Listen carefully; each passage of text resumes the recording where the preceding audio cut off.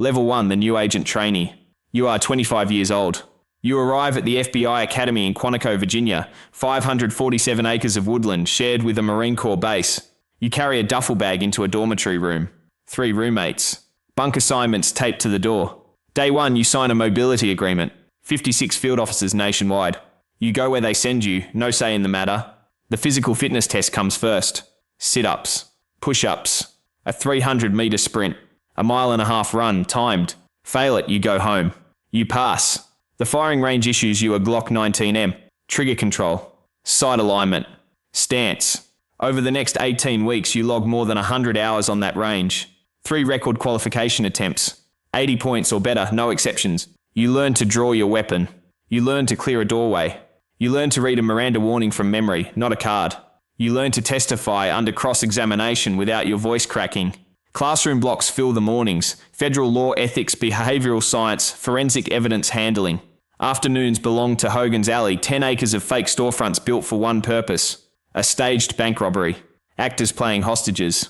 Paint guns instead of live rounds. Your hands sweat inside the gloves anyway. Handcuffing, weapon retention, boxing rounds against an instructor built like a door. Then the tactical driving track, 1.1 miles of asphalt. You throw the wheel into a controlled skid. The car fishtails. You correct. Week 14, a classmate fails his 3rd firearms attempt. 76 points. Too short. He packs his duffel bag in silence. No one walks him to the car. Final exam week brings moot court. You testify about a mock arrest. A mock defense attorney tries to break your story line by line. It holds. Graduation day. Dress uniform. Your name called over a microphone. A sealed envelope waits at the end of the stage. Your first field office assignment. Level 2, the special agent. You are 26 years old. A gold shield sits heavier in your jacket pocket than you expected. You're partnered with a 12-year veteran who answers to senior and nothing else. A bank robbery, a wire fraud file, a missing persons case nobody else wanted. You learn the squad room. You learn the informant list taped inside a locked drawer. You learn which prosecutors return your calls within the hour. You learn which ones never call back at all. Surveillance comes next. 6 hours in a van on a residential street, a thermos of coffee gone cold, static clicking on the radio. 3 raps on a door, FBI, open up your palm, resting on the holster snap. Your first arrest. Cuffs double locked. You recite the rights from memory. The paperwork follows fast. An FD 302 report due within 5 days of any interview. Every sentence built to survive a defense attorney's read through. An assistant US attorney rehearses cross-examination with you twice. Both times she tears your answers apart. A foot pursuit through a parking garage ends with the suspect clearing a chain-link fence. You don't clear it. He's gone. 3 blocks, 4 minutes lost. 2 months later, the same suspect surfaces in another state. Second robbery, same method. Senior doesn't raise his voice. He slides a folder across the desk. Call it in faster next time. Your first solo case closes anyway. An indictment, a handshake from the sack, nothing more said. Then a red ball lands on your desk. Bureau slang for the case nobody else wants to touch. It needs a wiretap. That requires a signature you don't have yet. Level 3, the senior special agent. You are 30 years old. The promotion to GS-12 comes without a board, without an exam, 4 years served, performance on file, timing grade. Your new caseload spans organised crime, violent crime and cyber intrusion, all under one squad. You draft a Title III wiretap application 40 pages long. A federal judge signs it. You learn to write affidavit that survives a suppression hearing. You learn to run an informant blind, paid in cash, logged under a code name only. You learn to sit through 11 hours of courtroom argument without saying a word. You learn what a case looks like after it dies in front of a judge.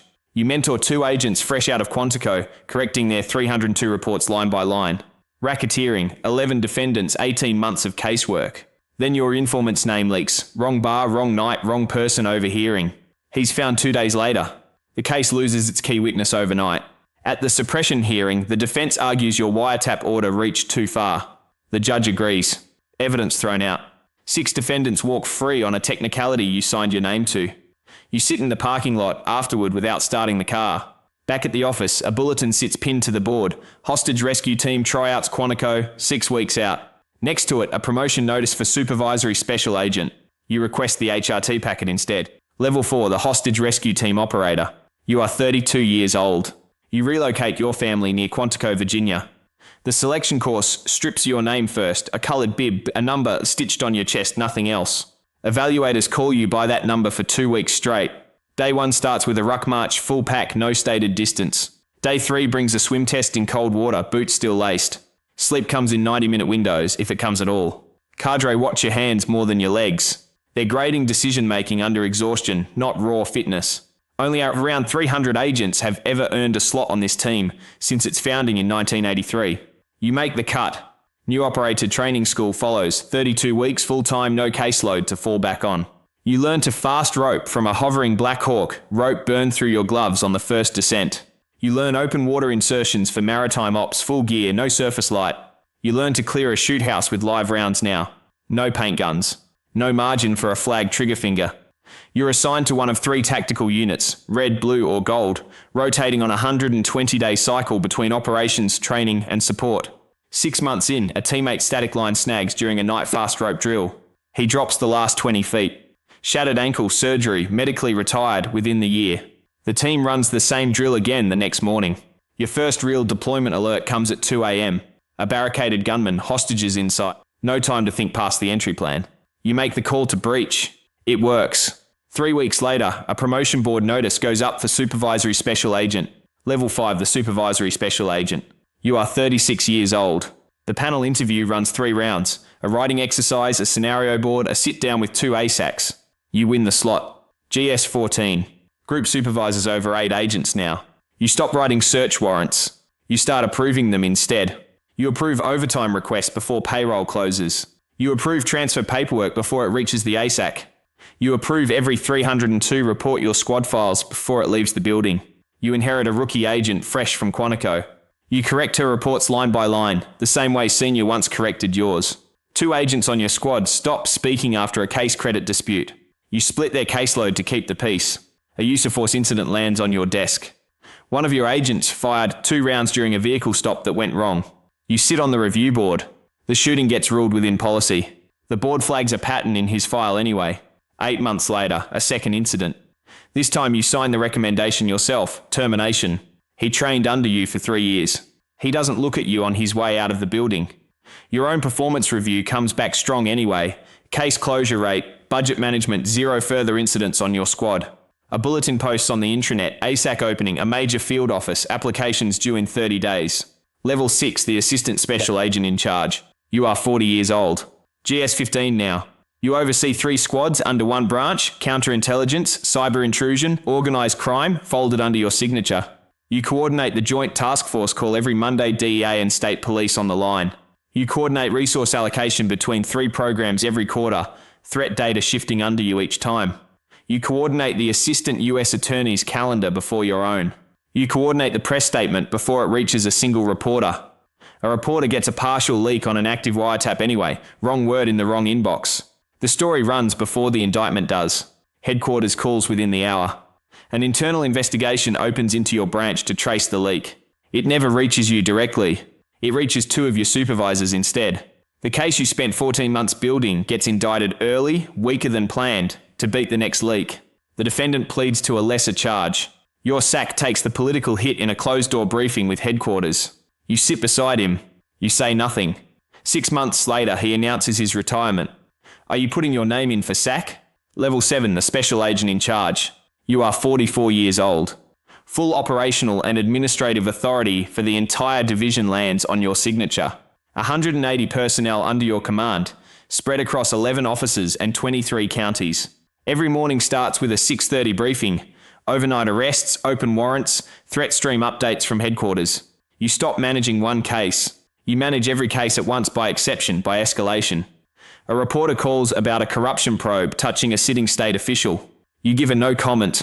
You brief the US Attorney an hour later. A counterterrorism tip comes in graded credible, specific, imminent. You authorize round-the-clock surveillance on 3 subjects. 4 days' notice. A third of the manpower you wanted. You authorize the overtime that pays for it anyway. You authorize the press statement that says nothing. The takedown succeeds, no casualties, 2 convictions filed within the month. Then a domestic violence call turns into an active shooter scene. One of your agents is first on scene. He takes a round through the vest seam. He doesn't survive transport. You drive to the hospital yourself. You sit across from his wife. You say the words you trained agents to say to other families for 20 years. This time, they're yours to say. You authorize the funeral honors, flag folded 13 times, handed to her, not to you. A congressional staffer calls 2 weeks later, requesting documents for an oversight inquiry into the response time. You spend 11 days preparing testimony you'll never finish reading aloud. 2 days before the hearing, a call comes from Washington. Headquarters wants you for a section chief posting. Level 8, the section chief. You are 48 years old. FBI headquarters, Washington, D. You stop running cases entirely. You write the policy that tells 11,000 agents how to open a case. You write the guideline that tells them when to close one. You write the testimony 6 drafts and 4 lawyers rewrite before a senator ever hears it. You write the memo that outlives you in the Federal Register either way. Your section sets investigative guidelines across more than 200 categories of federal crime, the full breadth of bureau jurisdiction. You sit in on interagency briefings with the CIA and the NSA. Their intelligence streams were never built to talk to yours. You coordinate a multi-state operation from a conference room with no windows, watching field officers execute a plan you wrote but will never personally see happen. A policy memo you signed 18 months earlier gets blamed on television. A threshold change for opening preliminary investigations. A missed warning sign ahead of an attempted attack, the broadcast says. No one was hurt. The hearing happens anyway. A senator reads your memo into the congressional record, word for word. He asks you to defend it on camera. 40 minutes, Luv. You defend it. The policy stands unchanged the following week. 8 months later, the Senior Executive Service Board reviews your file for Assistant Director. Level 9, the Assistant Director. You are 52 years old. Senior Executive Service now, no pay grade above you except the 7th floor. You run an entire national branch. Thousands of the Bureau's 37,000 employees report up through your chain, eventually. You brief the director every Monday 15 minutes, no notes allowed in the room. You sign national security letters you've read in full. You sign budget requests for programs you'll never personally run. You sign off on assessments the West Wing would rather not see in writing. You sign your name to every page. The signature is the only thing anyone can hold against you later. You sit on the Joint Terrorism Task Force Coordination Board. 6 other agencies at the table. Each one reports to someone above you too. A finished intelligence assessment crosses your desk. It names a threat the White House doesn't want named. Not before an election cycle ends. You send it forward unchanged. 3 weeks later, a senior advisor calls your office directly off the record, suggesting revisions for the next version. There is no next version. The assessment stands as written. Your name comes up at a closed-door meeting you're not invited to attend. The current director's 10-year term is entering its final year. The limit was written into law in 1976. One man held the job 48 years before that. Congress made sure it never happened again. The Attorney General's office places a call to yours. Level 10, the director. You are 56 years old. The Senate confirmation hearing runs 6 hours. 4 senators ask the same question 4 different ways. You're sworn in anyway. 56 field officers report to you now. 37,000 employees. 60 legal attaché offices across the globe, 15 sub-officers besides. Every one of them technically under your authority. None of them know your face. A security detail follows you to your own kitchen. You brief the president on Mondays. You brief the Attorney General on everything else. You brief 4 congressional committees in your first year alone. Budget, oversight, a leak investigation, a closed-door foreign threat session. You brief reporters last, after the leak already told them first. A cyber attack hits critical infrastructure in 3 states on a Tuesday morning. You're in the Situation Room by 9. You don't leave Washington for 6 weeks straight. Your name appears in print more than your face does. A decision you make surfaces 18 months later in a different context. Withhold one detail from one briefing for reasons that seemed sound in the room at the time. A column calls for your resignation. You don't resign. You finish the term anyway. 10 years exactly. The law itself is the only thing that ever tells you when to stop. On your last morning in the building, you stand at the window of an office on the 7th floor. Below, a muted television runs the news feed. A class of new recruits walks through the gates at Quantico, duffel bags over their shoulders. 25 years old. No idea yet what the years cost. You watch the gate close behind them. The cycle continues.